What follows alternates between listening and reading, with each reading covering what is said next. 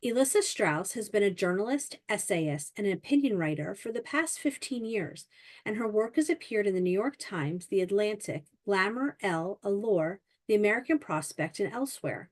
She has been a contributing writer for CNN, where she covered the culture and politics of parenthood, as well as at Slate, where she wrote on feminism and motherhood. Since 2011, Elissa has been an artistic director of LABA, a laboratory for Jewish culture in the Bay Area. She is the author of When You Care, The Unexpected Magic of Caring for Others. Joining Elissa today is Moment editor Sarah Breger. Sarah is also the director of Moment's Daniel Pearl Investigative Journalism Initiative. Please welcome Elissa Strauss and Sarah Breger. Thanks, Suzanne, for organizing this. And thank you, Elissa, for joining us. I'm really excited about this conversation. I think, for so many of us, care has become an animated force in our lives, or an animated focus. And it was kind of nice to have vocabulary to finally talk about it in a way. First off, when you talk about care and caregiving, what are you referring to, and how did you come to a definition?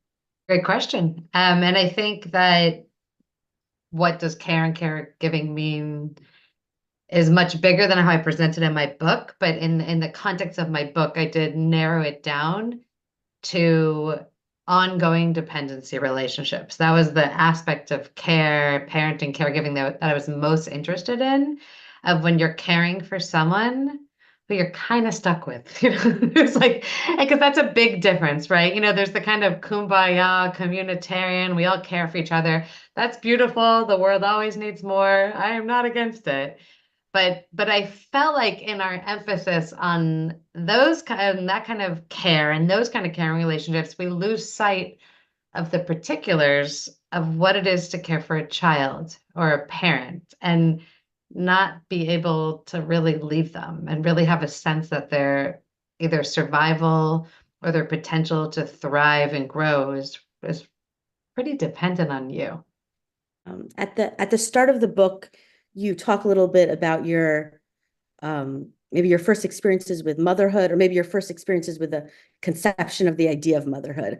And you wrote this article for Slate, I don't know if it was before the book or after, about how it was kind of unfashionable for you to say how much you like motherhood and enjoy it. And I remember that essay. It really spoke to me. Could you talk a little bit about what you meant by that, and if kind of grappling with that idea had changed your views on care? So when I became a parent, I felt like the two choices. Now, I'm going to emphasize, I felt, because I'm sure other people had kids also in 2012 in Brooklyn and didn't feel like they had the same two choices. But for me, what it felt like was I could either go all in that, like a attachment parenting would really invoke there. So I can either go all in on motherhood, literally never put my baby down, do mommy and me yoga, go to mommy groups, drink mommy juice, quote unquote wine, all, like just fully become in every single way a mom to a saturation point. Or the other alternative seemed to hold motherhood at a distance. And that was the beginning of a literary trend that has just continued, in which women are deeply ambivalent about motherhood. There's a sense that motherhood's a kind of colonizing force of your identity. I mean, we hear these questions still, like, can I be an artist and a mother? Can I be a writer and a mother? And I mean, to me, the answer, at least now as I see it, is self-evidently, of course, because there are many wonderful mothers publishing books all the time. Sometimes, ironically, they're publishing books about how hard it is to be a mother and writer, even though, they're in the New York Times bestseller list.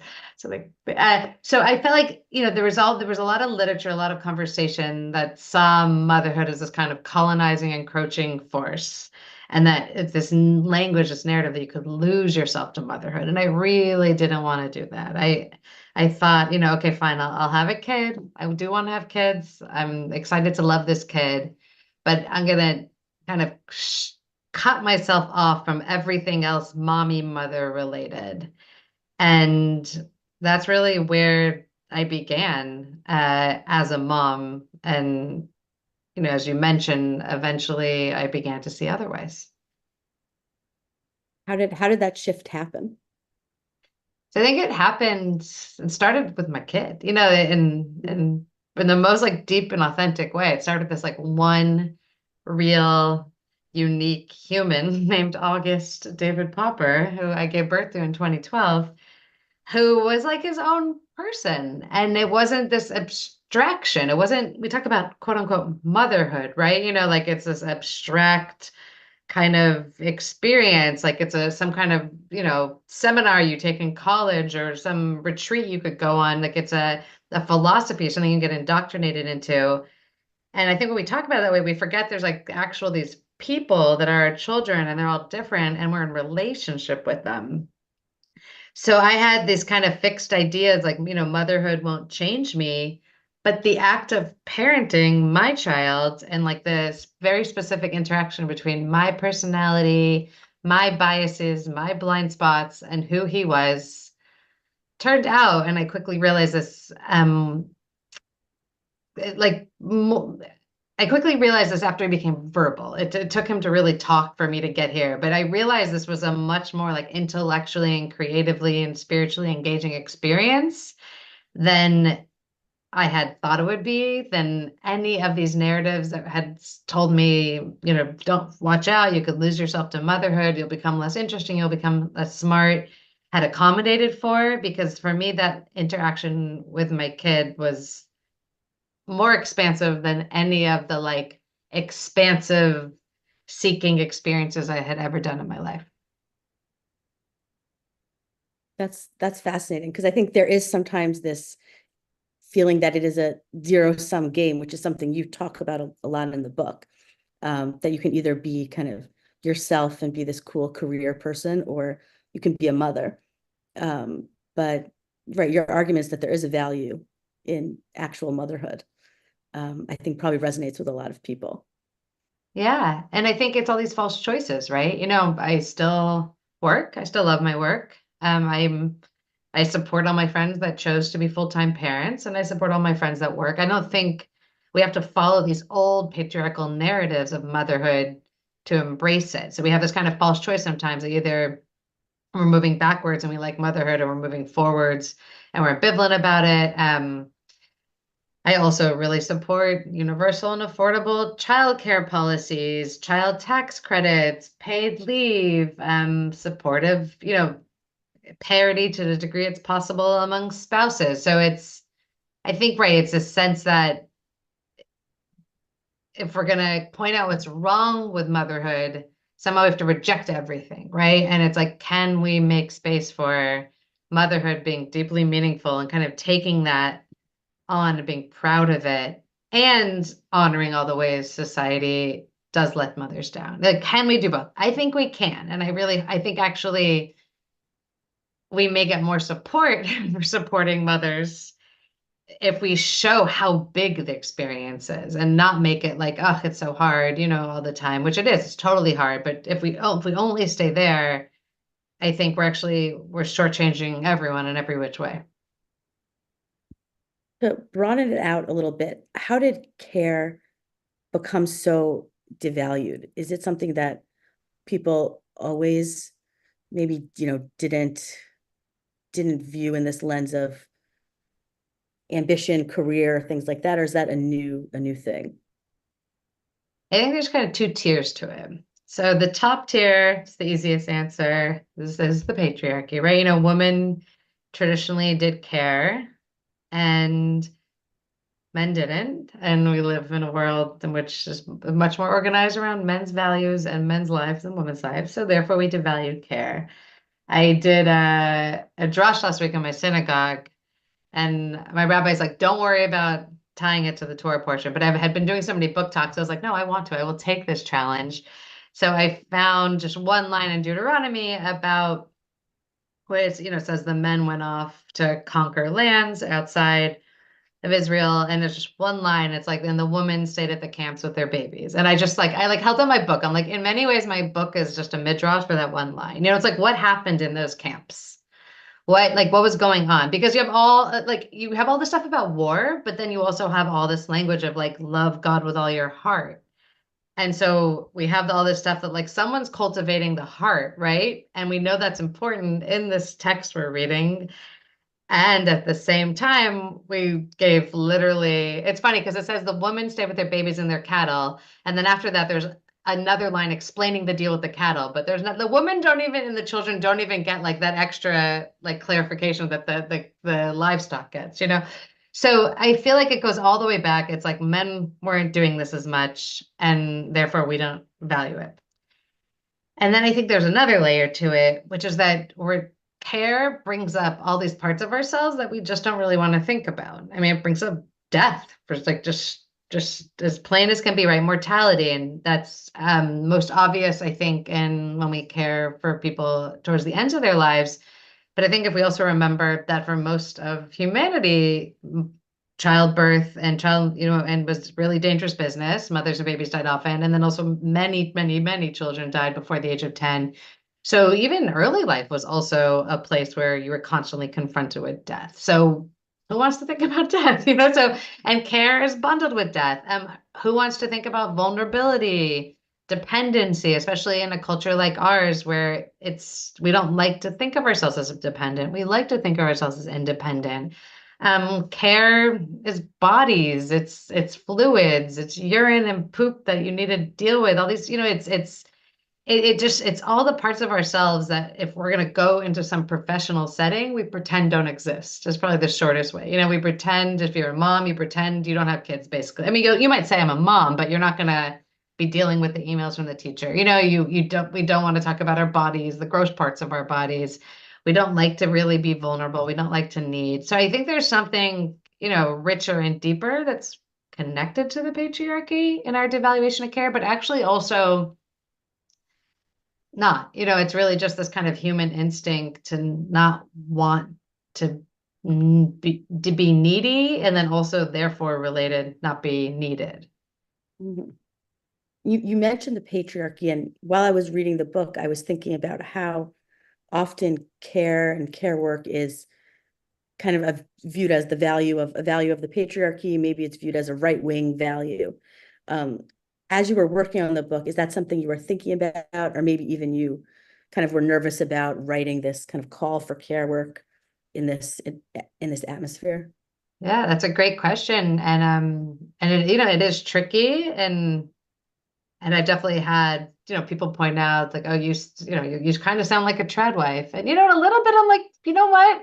I do, it's like, and because I think actually there's something interesting. And in conversations I've had with Orthodox Jewish friends, women about this book, their sense that it's almost paradoxical, right? That in these very traditional communities, there's almost more uh, respect for care work than in non-traditional communities. So like if we go back to a time where women did care and men did this, like there actually was more interest in care. There was more sense of like, this is this very valuable thing for the world. And then feminism really just was about women becoming more like men, right? It was about women taking on like those male values of power, money, kind of public esteem, all good things. Glad we have it.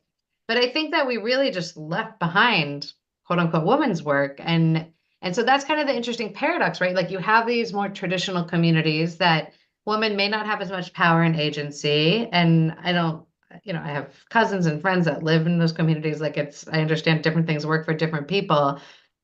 It's not for me. Like I do like to feel, that I get to do everything men do, is a short way to put it. And I also want men to do everything I want to do, and men to see the good and the value in care. So I think it can feel like a tightrope act. And I also think it's a conversation when you have a one-on-one and you kind of let go of your assumptions about another person, and then whether they are, more conservative or living in a lifestyle that may be considered more traditional, like you actually have a lot of points of coming together and commonality that I think show that like care actually can be a container for coming together if we all let our guards down a little bit and find ways to respect it. That's interesting because in part of the book, you talk a little bit about how sometimes when people say they maybe, are having trouble with care work or don't like care work, it's often because it's the way other people view them or the way that they think that they're valued. And, it was interesting what you said about, maybe in Orthodox Judaism, maybe the women feel more valued. And so it doesn't feel like, oh, I'm doing this, and that means that I'm not doing something else that, would make me better in a way. Yeah, I think that's it. And of course, not one for one, but like there's research showing that communities, and it's particularly high among Black Americans, it's as a collective, there's really great value of care. So when you're in the trenches of care, like you have a sense of mattering, you have sense of social import, and that's not nothing, right? Like in a lot of contemporary American culture, and particularly in maybe like, just a stereotype, but you're kind of liberal urban types, like if you think of yourself as like going to this cool art show or going to a political rally or, going out to like an important business meeting, like these are all things that if that register mattering in your brain, that give you a sense of like you're important, you're doing something for the world. But if you're home feeding your baby, you feel like you're actually, not only does it not matter, you feel like you're being locked out, you're being prevented from doing the thing that matters. And there's a lot of challenges that come with motherhood, and especially early motherhood, and it would hardly solve everything, but it would be significant. And then even more so for encouraging men to do more of that care work, it'd be really significant if a caregiver could just have this deep, like Kishka's internal sense that what I am doing really, really matters. And I think that's, if there's a big argument in my book, that's really it. Yeah. I think also with people who are perhaps working with, people who are older too, in a way, because sometimes with, when you're taking care of your kids, you feel like I'm contributing to the next generation in a way. But sometimes when you're helping, parents or other people, you don't feel you have that same sense of purpose. Yeah, I think that's so true. And I think as much as people still say like, oh, we don't talk about motherhood enough, I don't know, at least in my algorithms, it feels like all we ever do is talk about motherhood. But wonderful. I love it. But we really, really don't talk about other kinds of care enough. And we don't talk about caregiving for disabled children enough. We don't talk about caring for elderly parents enough.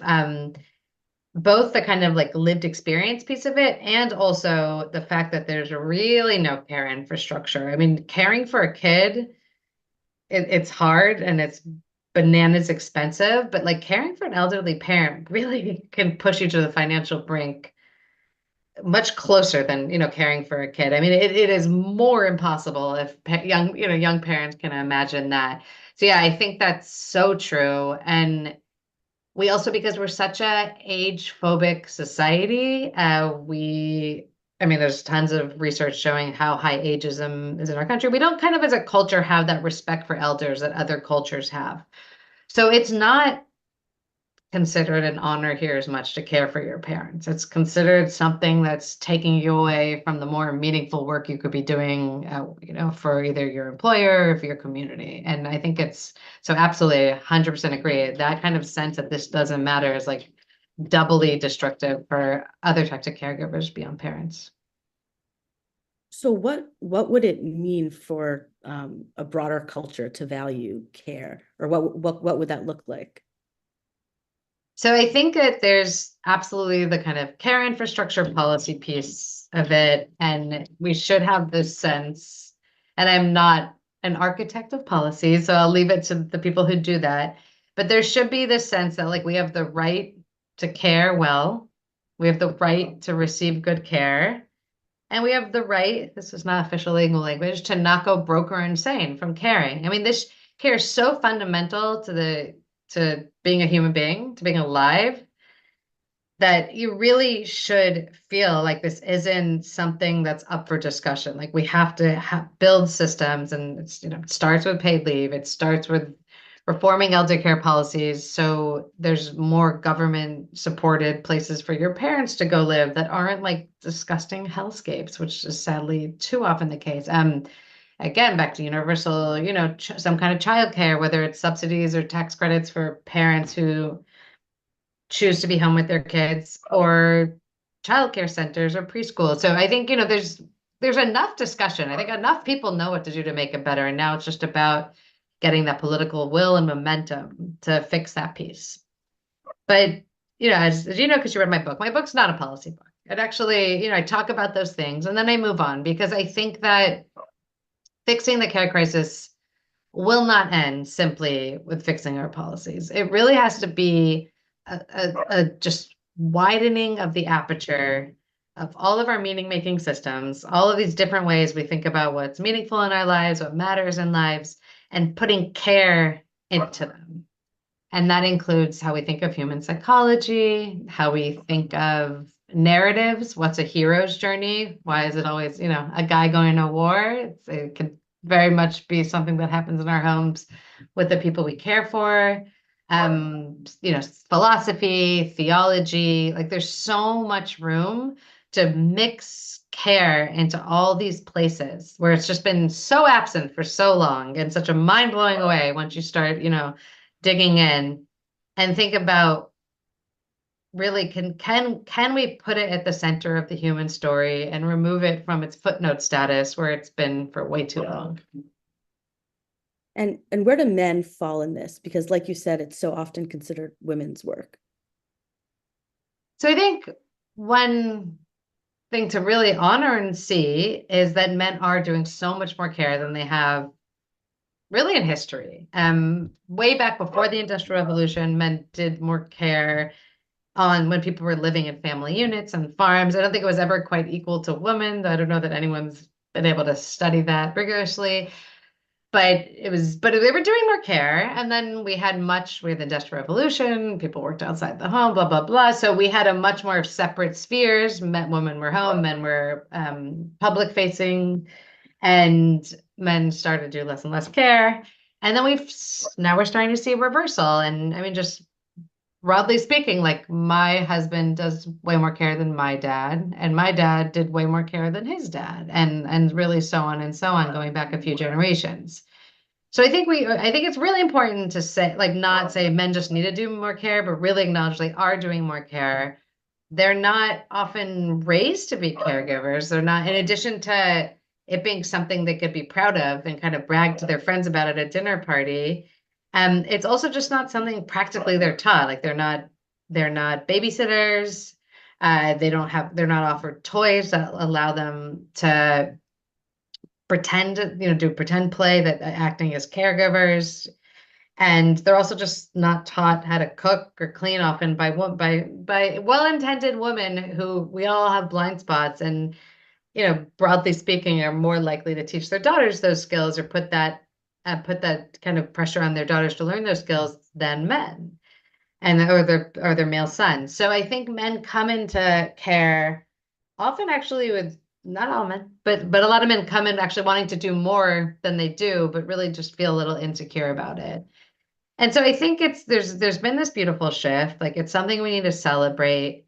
And I think we also need to talk about it not just as a duty and obligation, but as a right and a privilege. And I think that's the kind of work I try to do in my book, to try to convince the world that do more care, because too much care is a burden and women are suffering for it. And especially now with more women than ever kind of working outside the home, like really it's kind of impossible to be that stay-at-home full-time parent and be a worker. So do it for all those reasons. Do it to help your wife, but don't just do it to help your wife. Do it because it's actually a tremendous opportunity for understanding what it means to be a person and what it means to be alive and live a good life.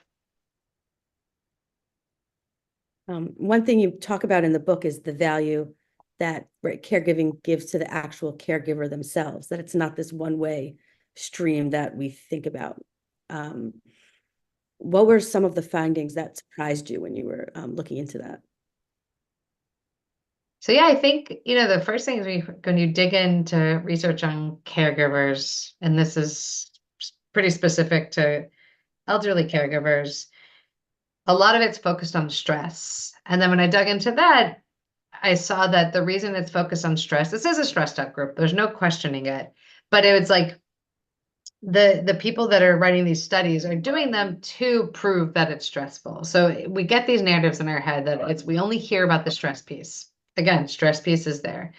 But when you dig into those data sets, you find out that many, many people, the majority of people also talk about it being one of the most meaningful things that they've ever done. I mean, imagine, I have not been here yet. I don't know if you have, but for those of us who haven't, like imagine having to care for someone as they're dying. That's like kind of what's bigger than that. What's to feel as though you did that well as your parent transitioned, that's huge. So, and people, and that is reflected in these studies.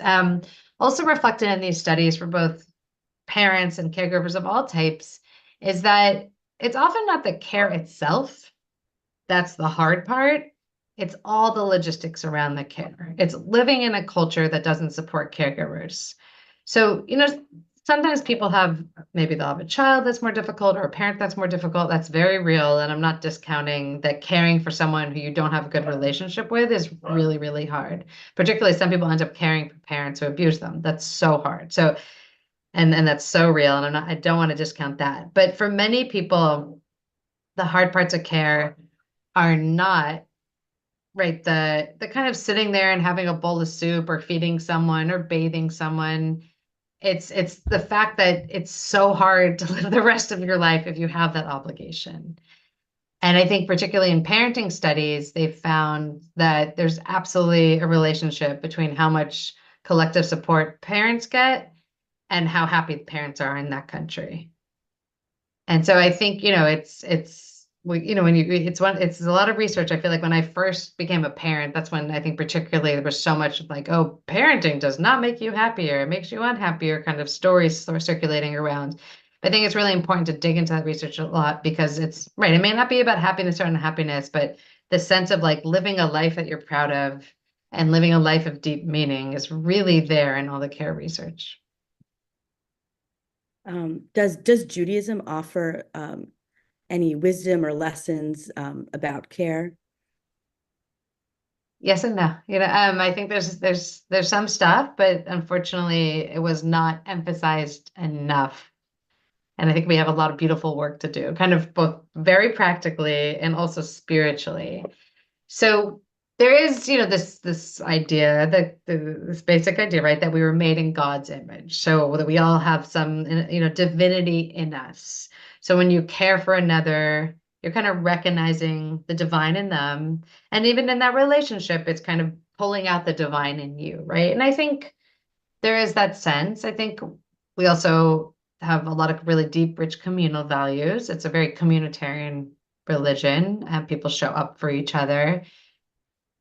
So we have all that plus other stuff, but I think what we haven't really had is actually deep curiosity of how this experience of care itself is really spiritually profound and challenging. I think we understand that kind of care is challenging, and we understand that a relationship with God can be challenging, but there hasn't been that much theological work putting those two together.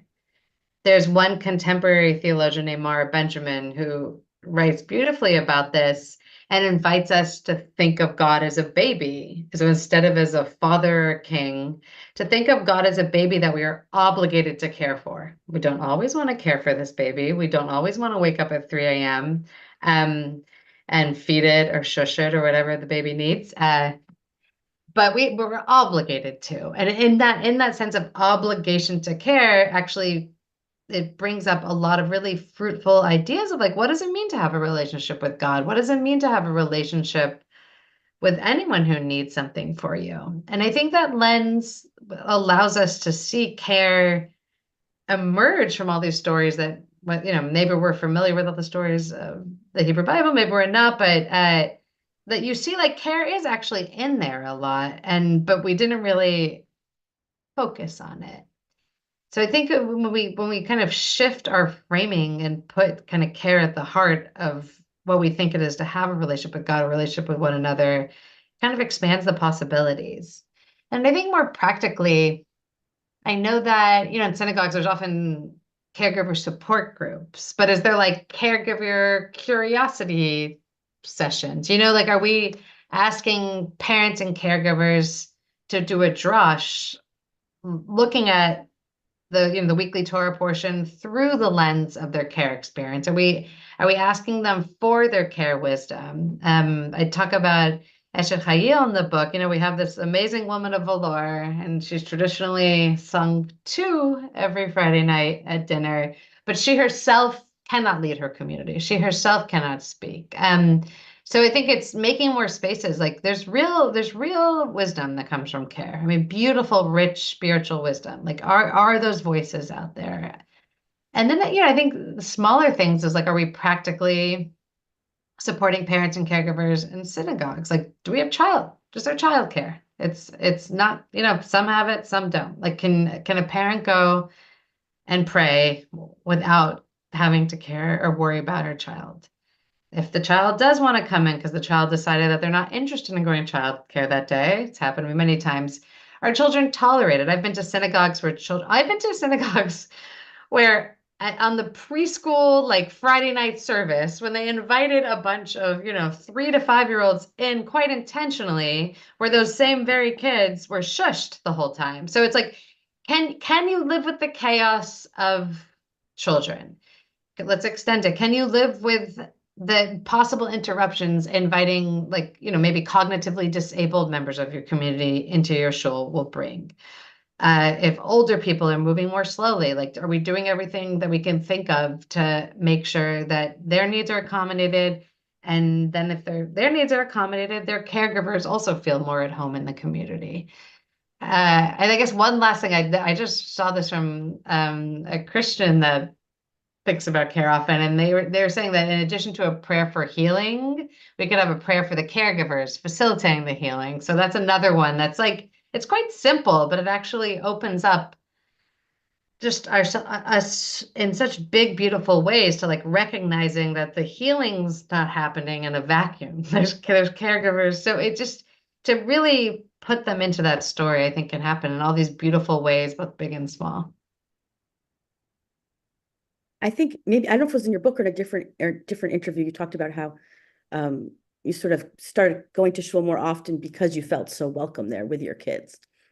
Yeah, I think I did put that in my book, and it is absolutely true. I think our rabbi is really just natural kid guy, really. Like he appreciates kids. He looks them in the eye. There's no sense that kids are a nuisance to him. And I've been in the presence of other rabbis where I did not get that feeling. So it's just unfortunately not universal. And it's right. There's free childcare. It's lovely. It's, the kids color, they get fed. There's also like a nice kiddish lunch every week. I can show up with mom friends. No one had to cook, no one had to clean. And I know this wouldn't work for every community, so I don't think this is this is a universal recommendation, but just an example on how to really think of the caregivers in the context of shul can really open up space, not just for the caregivers to see their care work as spiritual, but actually for them just to nourish their own sense of like religious connection. One thing I always like about in some ways going to synagogue is it often becomes a communal parenting class or club or something like that, where you don't need to spend, so you're sort of spending some time with your children, but other people are also kind of parenting your children, so you can kind of let go a little bit, which is nice and rare. Yeah, and it's so good for kids too. I think it's like in so many ways we've heightened the stakes of parenting in this country. And that makes it so oppressive because we made it such a bigger job than it really needs to be. And I think when you're in those collective settings where there's like some baseline trust, which hopefully synagogue would be one of those, right? That you can like let go and you just let your kid be, I mean, I'm always like, please yell at my kids. I don't care at all. Just like, A, I don't have to for a second. I can ignore them. And then B, it's good. Let them be exposed to other people, other value systems that only benefits all of us, because really it's very hard to care alone. It's really, we've evolved as beings that cared in packs and groups. So I think, right, anytime you get a little taste of that, even if it's just a kiddish lunch at shul, I think it's a relief and it's also really a blessing for the kids. What can, like, I mean, in the same vein, what could we do on a personal level to help become a society that is more caring, or that actually maybe cares about care, maybe is the way I want to say that. So I think it starts with some internal work of challenging your priors, that this is not meaningful or interesting. And hopefully in my book, I created some frameworks to show, I mean, so many blind spots I realized I had along the way, or being misinformed of, things like Charles Darwin actually thought care was just important as competition, but I never learned that. Or how, when they went to create the GDP, there was a female economist who encouraged from the very beginning to count care work. So, once you become, it's kind of like educate yourself, like become aware of all the ways care has been just systemically devalued in the world around you, and ask yourself, like, do you really value care? If, and they're not easy questions, but what does it mean to you to really value care? What does it mean in your relationships with people who depend on you? What does it mean in your kind of spiritual life, whatever that means, when you're asking yourself the big questions about, what this whole thing called life is about? And then I think also to really care about care is to be more intentional about creating networks of care, and to try to figure out, like, what is stopping you from caring in a more communal fashion. And for each person, it's probably different. But I know for me, it's just such a relief. And, that was a silver lining of COVID, was creating, like, you had to kind of narrow down who you socialize with. And through that, I like connected with a few families with whom we now pretty much have an open door policy. Like, oh, if you need babies, childcare, babysitting, whatever, like, everyone's kids are just kind of always welcome at each other's houses. If we're going to be home, sure, drop them off. So I think that's the other thing to really value care, is like really being intentional about caring for the caregivers in your life. Because when you care for someone else, that means you also need care for yourself. Caring for yourself as a caregiver, the self-care piece, self-care has been turned into kind of this, cliche of, fancy yoga classes and whatnot. But absolutely, like, care is so big, so mighty, so often trying and medium in experience, that you do need breaks. So that's another way that they're really being intentional about that self-care piece and what it means from you. And then I think lastly is really having curiosity about other people's care experiences. It means a lot to people. I've learned through writing this book and talking about care, to ask them, like, what it's like for you. And and you're not asking for the fairy tale version. And, hopefully, well, they haven't experienced the nightmare version, though some people have. I think most of us actually, that we're in this like rich, messy middle, but we don't really have vocabulary to even talk about it. So we kind of keep it inside. So that's kind of if I could wave a magic wand, I would make everyone so much more curious about their care experiences, other people's care experiences, and also keep fighting for real structural change, so we're actually supported in our care. And just a last question on what has the reaction to your book been like? There are a lot of really great anecdotes in the book, and I think people should read them, but I'm sure people have been sort of sharing their stories with you as you kind of go on a book tour. Yeah, it's been, I mean, one of my favorite responses in book talk was a woman came up to me who's done a lot of hard care in her life. And she's like, I wanted to hate you, but I love you, but then I read the book and I love you. I think people, there's something, it was a hard book to name and to give a subtitle to. And I think the unexpected magic may seem more optimistic perhaps than the book really is. It's not trying to tell you that care is easy and perfect and loving, and if you just give more, it'll be great. I think that's one of the big fictions of care, that if we just were more giving, then we would enjoy care. Like, but I think when people, when they see, they feel really seen in their care. I've had, when one man named Brandon, who cares for his mom with Alzheimer's, said, like, this actually, reading this book was like the closest thing I've ever had to like real self-care, because it just really laid on the page like everything I feel like I'm doing, but society doesn't feel like I'm doing, because people see a 28-year-old man care for his mom with Alzheimer's and they kind of think something's wrong. But like, that's the knee-jerk thing. Like, there's something wrong. You should be doing something better or different or more productive, or you're being like held back from real life by doing this. And sure, like in some ways, yes, but also like we all make choices with our time, you know? So I think it's been really beautiful to hear it be validating for people in care, who are active caregivers. And I also heard from a lot of new moms who feel a great sense of relief because most of the feminist leading writing about care portrays new motherhood as, or motherhood overall, is like very difficult and really emphasizes the hard parts, which again are real. And I'm glad people are talking about them, but can off those emphasis on the hard stuff leave out those transcendent qualities of care. And so I've heard from a lot of new moms who are like, oh, thank God, because I still work. I still see myself as a feminist, but I am loving motherhood. And I feel like I can't say that out loud. And there is something transcendent and like expansive about it, but I lack the vocabulary to talk about this. So that it's very beautiful to hear those stories. Well, thank you very much. Thanks for taking the time to talk to us. It was really a pleasure. Thank you so much for having me.